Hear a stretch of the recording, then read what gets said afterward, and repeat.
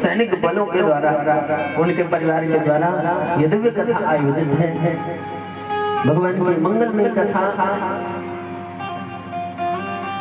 जिसको श्रवण करने के लिए देवता भी लालायित रहते हैं, पर उनको भी ये कथा सुलभ नहीं हो पाती।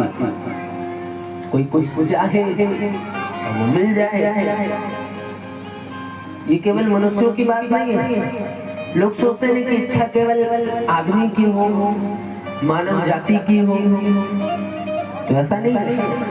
तो इच्छा जो है महाराज ये देवताओं की भी होती है कि उन्हें भी जितना स्वर्ग का भोग मिला उससे भी अधिक भोग मिल जाए, लेकिन उनको भी यह प्राप्त नहीं हो पाता।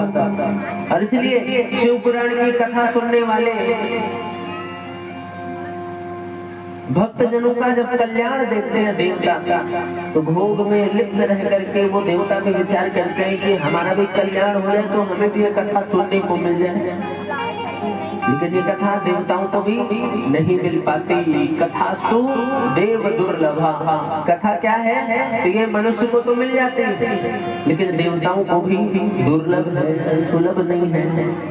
इतनी कठिन कथा को सुनने को मिली तो भैया भगवान की कृपा है। कैसे दिव्य भगवान सदाशिव की मंगल कथा में आप आगंतुक समस्त श्रोता जनों का व्यासपीठ से हार्दिक अभिनंदन है, स्वागत है, वंदन है। और जहाँ तक आवाज जा रही हो वहां तक के समस्त श्रोता श्रद्धालु जन, आयोजक जन, आप सबसे भी अनुरोध है भगवान की मंगल कथा को श्रवण करने के लिए आप भी आकर के उपस्थित हो, विराजमान हो।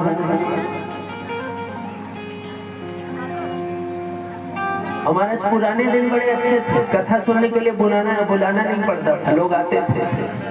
आज के लिए औपचारिकता हो गई है, सब लोगों को बुलाना पड़ता है कि भैया कथा सुनने आओ, ऐसे कल्याण होगा।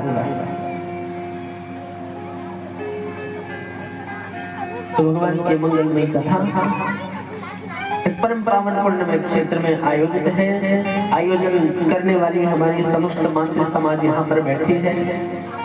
देखिए हर कार्य को करने के लिए आवश्यकता होती है शक्ति की, बल चाहिए ना हर कार्य को करने के लिए। चाहे महाराज एक गिलास पानी पीना हो या हजारों लोगों की प्यास बुझानी हो, उसके लिए चाहिए क्या? शक्ति। शक्ति की आवश्यकता होती है, तो बिना शक्ति के कोई कार्य नहीं हो सकता। और शक्ति स्वरूपिणी समस्त माताएं ही इस कथा की आयोजन करती हैं। इस कथा को आयोजन किसने किया? तो समस्त माताओं की ही हमारा शक्ति है कि आप सभी मातृ शक्ति यहाँ पर विराजमान है। आप सबके प्रयास से ये दिव्य कथा आयोजित हो पाई। और बैठे हुए हमारे बंधुजन भी सोच रहे होंगे कि महाराज केवल वो माताओं के लिए बोलते हैं, हमारे लिए कुछ बोलते ही नहीं। बोलो राधे राधे। ऐसा नहीं, बराबर सबका सहयोग है, लेकिन कहे कबू कबू तारीफ करे ले पड़। एक बात क्या है, दिल कथा तो हर जगह होती है, लेकिन कथा में सबसे ज्यादा आता कौन है? तो मातृ समाज देखिए कितनी बैठी है, अब बंधु समाज बहुत कम रहता है, गिने चुने रहते हैं। इसलिए जो आते हैं भैया उनकी तरफदारी तो करनी पड़ेगी। बोलो शंकर भगवान की। इसलिए भगवान की मंगलमयी कथा आप सबके प्रयास से आई। द्वितीय दिवस की इस पावन कथा में हम आप सभी प्रवेश करेंगे भगवान गौरी शंकर को स्मरण करते हुए। पवित्र श्रावण मास के कृष्ण पक्ष की ये द्वितीय तिथि, आइए भगवान मंगल मूर्ति हनुमान जी का स्मरण करते हुए आज के दिव्य कथा प्रसंग में हम आप सभी प्रवेश करेंगे। तो कल सुंदर मंगल कलश यात्रा हुई, शोभा यात्रा हुई, बरसते पानी में भी सभी माताओं ने सहयोग दिया। तो आप सबने सुंदर भगवान सदाशिव की दिव्य कथा का आयोजन किया। भगवान आप सबका कल्याण करे, यही आशा है। भगवान कल्याण करने के लिए विराजमान है। वैसे भगवान शंकर के दिव्य शिव महापुराण की कथा में कल काफी विलंब हो गया था, पर्याप्त। और क्योंकि जो ही चर्चा हुई शिव पुराण की, तो पता नहीं भगवान की क्या कृपा हुई, वो वैसा ही होती रहेगी। और कथा 3 घंटे ले अपर भी 9 बजे तक कुछ लोग उपस्थित रहे, कड़ी तपस्या करके सब आरती करके गए। अन्य युगों में भगवान को प्राप्त करने के लिए ना मेरी माताओं तपस्या करी जाती है। ऐसी तपस्या होती थी कि शरीर को कीड़े खा जाते थे, सारा मांस सूख जाता था, हड्डियां शेष रहती थी। ऐसी तपस्या महाराज अन्य युगों में करी जाती थी, करना पड़ता था प्रसिद्धि के लिए, ऐश्वर्य के लिए। हमारा कलयुग में तो भगवान की कथा सुनने आ जाएंगे सबसे बड़ी तपस्या हो जाती है। बोलो राधे राधे। इतना ही नहीं, वो कथा में पालथी मार के बैठना कोई कम छोड़े, वो सब ले ज्यादा सजत होते पालथी मार के बैठते वहां। जितना सरल जितना सुलभ उपाय मिल गया कुछ नहीं।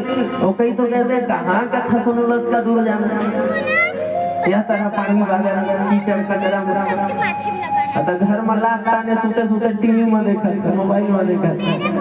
तो भैया देखो गंगा जी का जल तो तुम घर में भी पी सकते हैं। गंगा जी कहाँ जाती हो तो 500 किलोमीटर दूर है कवर्धा। यहाँ से तुम टिकट कराओ, वहाँ जाओ, गंगा जी में स्नान करो, थोड़ी कठिनाई है, रोज नहीं जा सकते। तो बोतल में भर के तुम गंगा जल लेकर के आ गए, और उस गंगा जल को तुम बूंद भर डाल करके उसको दिन भर पीते हो, चरणामृत बना करके ग्रहण करते हो। और वो गंगा जल जो है बड़ा शुद्ध है, उसको पान करके मन में आध्यात्मिक भाव उत्पन्न होता है। लेकिन विचार करें उसी गंगा जल के बोतल में अगर थोड़ा सा कोई मदिरा डाल दे, शराब की कुछ बूंद डाल दी जाए, तो बताइए उस गंगा जल को कोई पिएगा? जो सात्विक हो उसको पीने की कोशिश करेगा, उसको बहा देगा, अरे तो अशुद्ध हो गई गंगा जी। तो स्थान का बड़ा महत्व है।